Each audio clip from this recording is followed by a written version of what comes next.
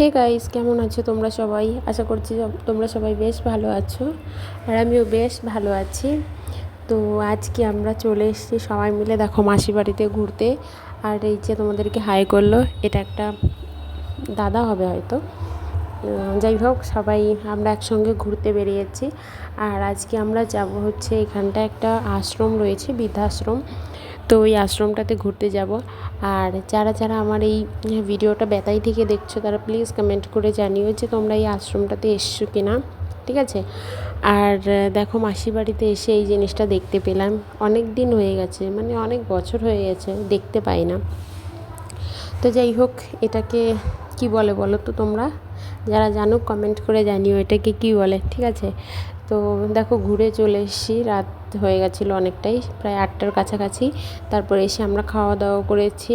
আর এখন মাসিকে বললাম চলো তোমাকেও সঙ্গে নিয়ে যাব।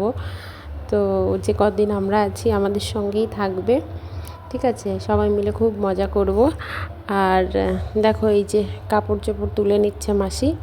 তো আর ভিডিওটা বড় করছি না, টাটা সবাইকে।